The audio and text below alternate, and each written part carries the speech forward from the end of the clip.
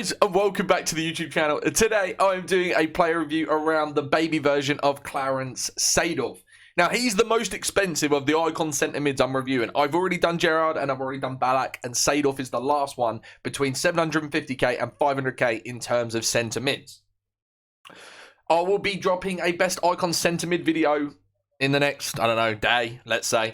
And that will compare the three icons, and I'll tell you which one is the best. So make sure you're subscribed if you don't want to miss that. Into today's video, Clarence Seedorf. Now, his work rate's high, 5'9", right footed, 4-star, 4-star. I absolutely love it. For me, you know, the best skill move, weak foot combination, and obviously the best work rates for a box-to-box centre midfielder. Obviously, 5-star, 5-star is better, but 4-star, 4-star is more than enough. In games, I've applied a shadow to him because he doesn't have very good defensive stats. So with 10 chemistry, 92 acceleration, 93 sprint speed. Dub. Shooting wise, 82 attacking positioning, 77 finishing, 90 shot power, 85 long shots, 76 volleys, and 78 penalties. For me, the biggest thing with shooting on a centre mid is his long shots and shot power. So 90 and 85, the best stats, perfect for me for that box-to-box role. Passing wise, 84 vision, 82 crossing, 79 free kick accuracy, 86 long short passing, and 85 long passing, along with 80 curve. More than good enough, in my opinion.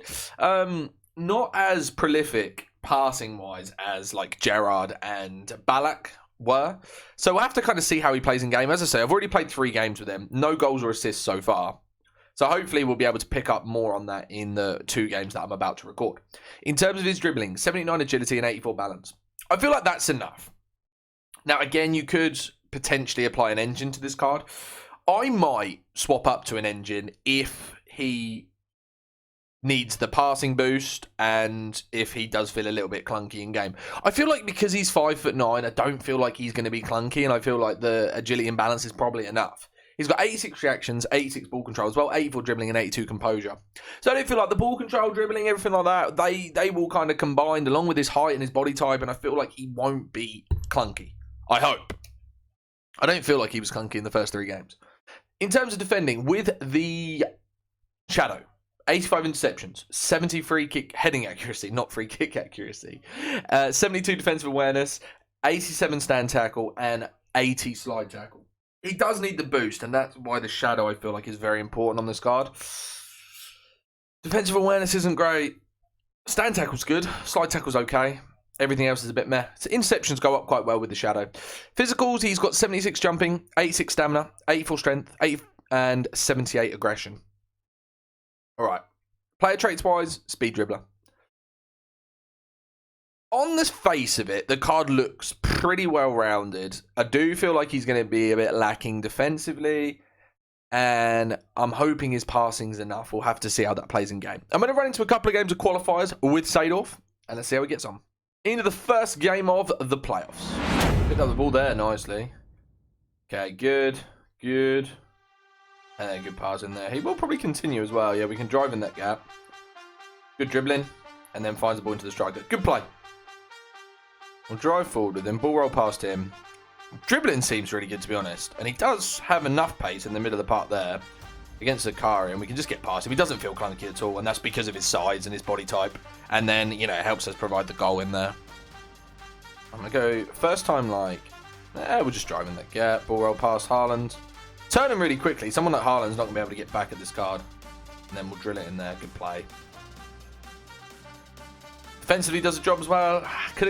Was hoping he kind of clipped the ball there against Haaland, but did well to kind of get in the way as it is.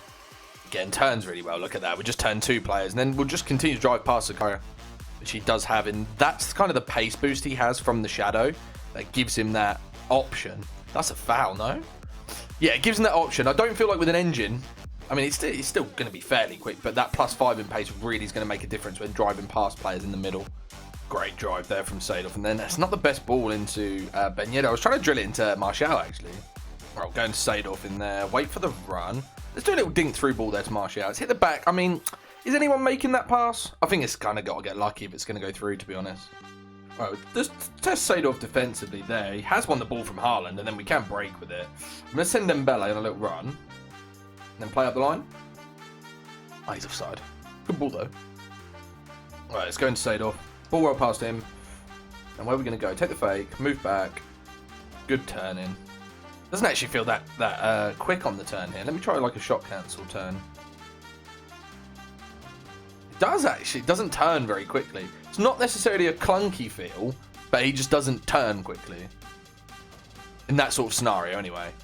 Right, my opponent's just given up now. He's just passing it around the back four. So I'll come back to you after the game with SEEDORF's statistics, and then we'll run into game number 2. First game over with Clarence SEEDORF, then 15 passes, 80 pass accuracy, 17 dribbles, 76% dribble success rate, 2 tackles, 50% success. Wasn't a bad performance. I mean, we just dominated the opponent in the end. Let's run into game number 2. Into a game number 2 of the SEEDORF review. All right, we'll take the ball roll here. We can turn away and then a good pass out wide. What he's got is, because he's quite stocky, SEEDORF, when he gets the ball, and if an opponent like comes in from behind him, he's going to be able to shield the ball well because he's a unit, isn't he? Baller. Drives past Son. He's got the strength just to keep on going. Go on, lad. Right, now I've sent Dembele in that gap. Ooh. Not the best ball, to be honest. I mean, I think I'd have preferred it to go wide and maybe curve it round. Round? All right, drill it in SEEDORF. Drive. Ball roll. Just turn out. Oh, he's been caught there. Which I wasn't really expecting, to be honest. Do you know, I'm playing this SEEDORF on exactly the same instructions as what I did with Gerrard. And obviously they're both high work rates as well. And what I've found is Gerrard was much more willing and much more of a threat going forward. Whereas SEEDORF just doesn't seem to have. I don't feel like he's got high attacking work rates in game. Like, he just seems to sit very still, even like in a defensive way where Gerrard would sit between the 2 centre backs. He does. That's terrible. What's my left back doing? Yeah, where Gerrard would sit between the 2 centre backs. I don't feel like SEEDORF even does that. I'm finding it a little bit difficult to kind of get SEEDORF on the ball really without triggering him, or like without forcing the ball to him on the ball. Let's just see what he does here. Like, I'm got Nkunku, and then let's see his run. So he's kind of sprinting back, right? Okay, so he does drop into the box, but not in like a helpful area. Drive out there. Passing's good. But then for me, he doesn't have any instinct to get forward. See him on the bottom left of the screen? Look, I've got Ben Yedder here, right? I'm not going to trigger him. I'm just going to leave him. He's got no instinct to get forward. And that's on balanced tactics with a high work rates. Just seems a bit odd to me.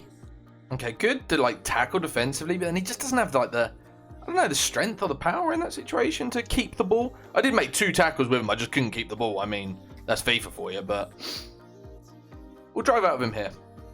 That's against De Bruyne, so let's see what we got. Ball roll, and then we'll heel past him.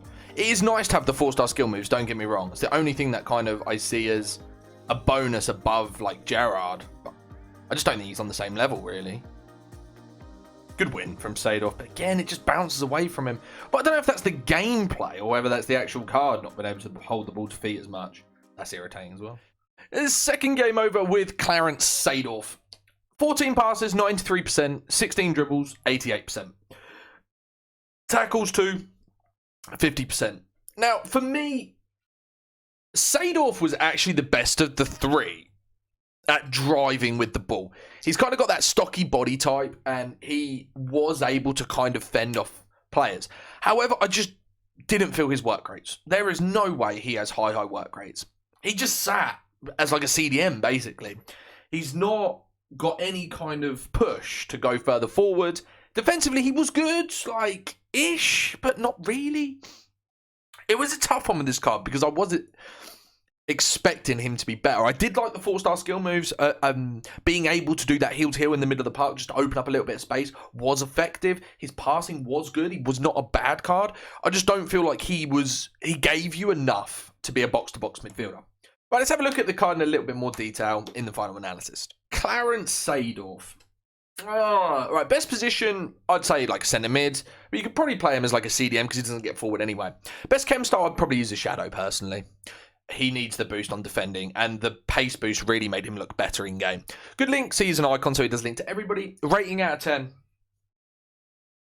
I give him a 6.5 out of 10, to be honest with you. Yeah. Positives, his dribbling, and like his body type really aided him in game. Negatively, I would say his work rates are not high. They just don't feel high in game. And His defending stats aren't particularly good. The way he defends isn't great. Defensively, he doesn't seem to have the strength, but attacking-wise, his strength seems enough. Should you buy him? He's a lot more expensive than both Gerrard and Ballack, and to be honest with you, I probably wouldn't say he's worth the coins, no. I wouldn't be purchasing this card if I were you. Right, that is going to be the end of the review, guys. I hope you have enjoyed the video. Make sure you are subscribed to the YouTube channel if you are new. I will be comparing SEEDORF to Gerrard and Ballack in a video later on today. I hope you have enjoyed it, and as always, thanks for watching.